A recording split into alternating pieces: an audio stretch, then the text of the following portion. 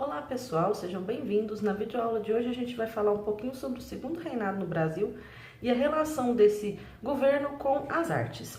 Bom, para iniciar a gente vai fazer uma breve contextualização histórica para entender alguns fatos que foram marcantes ali naquele período. O segundo reinado ele vai acontecer no século XIX, é o período que Dom Pedro II governa o país e ele vai de 1840 a 1889. Nesse período, os fatos históricos mais marcantes foram, por exemplo, a Guerra do Paraguai, o fim do tráfico negreiro e ali no finalzinho do segundo reinado, a abolição da escravidão. É importante ressaltar também que esse período é o período do apogeu da nossa monarquia. Então foi um período bastante importante.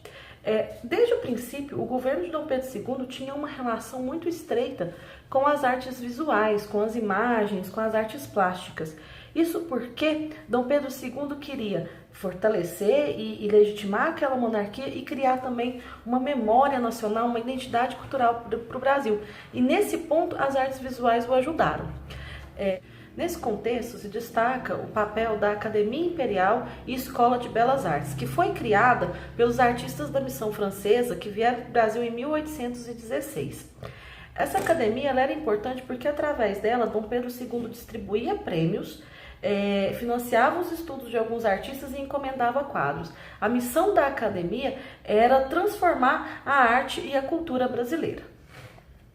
Dentre esses quadros encomendados por Dom Pedro II, se destaca o quadro Dom Pedro na abertura da Assembleia Geral de Pedro Américo. Quando a gente observa esse quadro, a gente consegue entender alguns elementos que o compõem. Essa imagem era uma imagem do Dom Pedro II monárquico, né? Então ele está ali com as vestimentas apropriadas para um monarca. E aí a gente observa os elementos que compõem essa imagem. A gente tem um cedro que é de ouro maciço, a coroa do Dom Pedro II, que foi uma coroa feita a partir da coroa do Dom Pedro I, né? Essa mudança na coroa, né? Essa transformação, pegar a coroa do Dom Pedro I para transformar na coroa do Dom Pedro II, tinha um significado simbólico ali de que Dom Pedro II iria fazer um governo diferente do governo que o pai dele tinha feito. O mais interessante é a gente observar a mursa.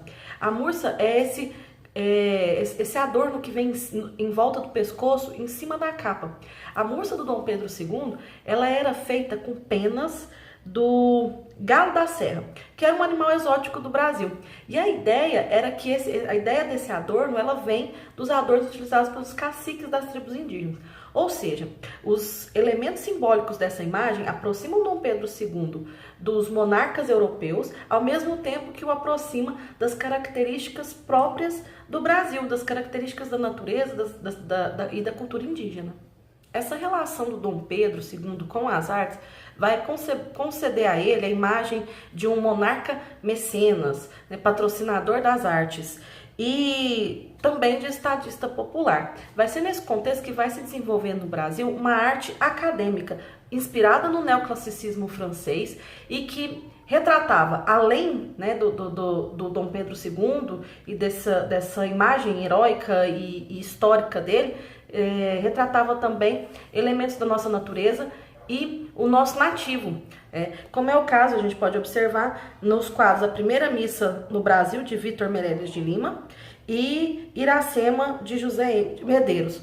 Nesses dois quadros, os personagens que mais se destacam são justamente os personagens nativos, né? E aí, nesse ponto, a gente consegue notar, observar a aproximação entre as artes plásticas e a literatura do período, que é a literatura romântica, que tem o nosso nativo como um dos personagens principais.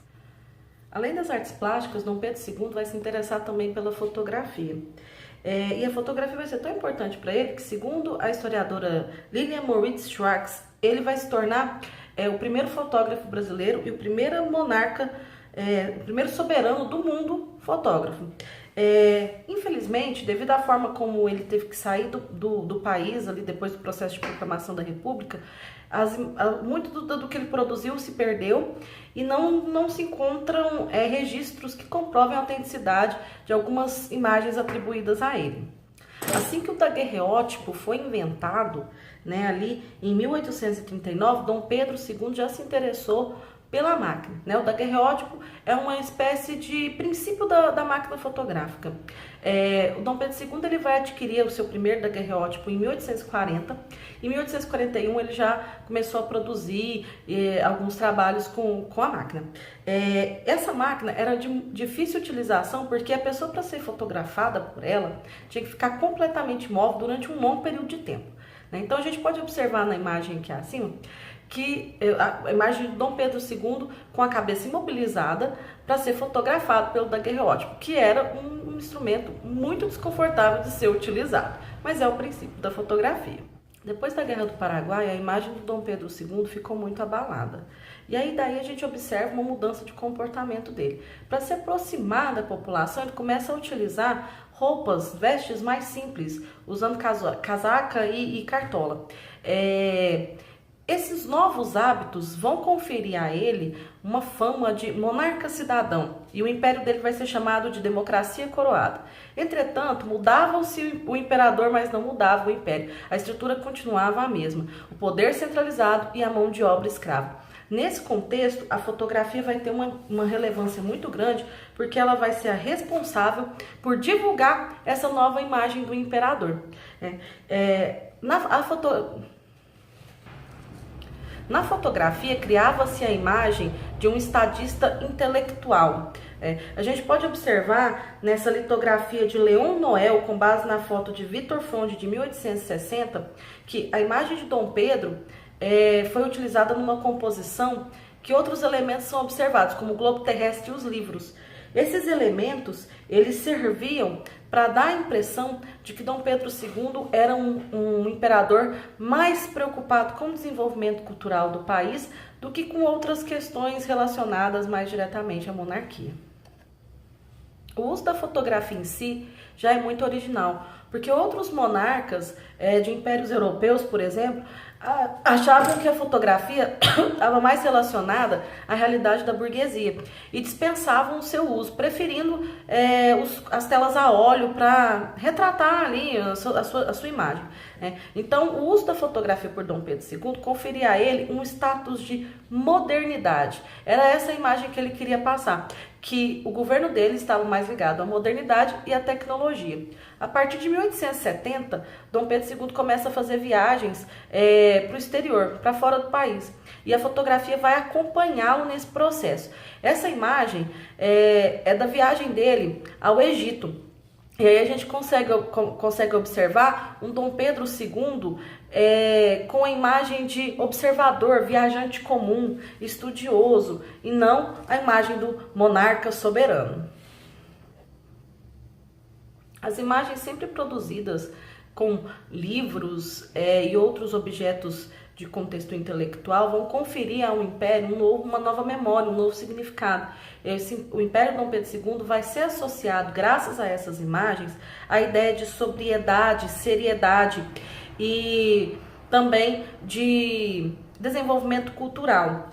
A gente consegue observar que nas fotos o imperador está sempre vestido de maneira mais simples, como eu já disse anteriormente. Mas ele não vai dispensar as imagens mais solenes. Ele vai simplesmente fazer uma separação. Na fotografia, ele vai aparecer, na maioria das vezes, de maneira mais simples e mais próxima do cidadão. Já nas telas a óleo, ele aparece com vestes de gala e de imponência e com um tom mais solene.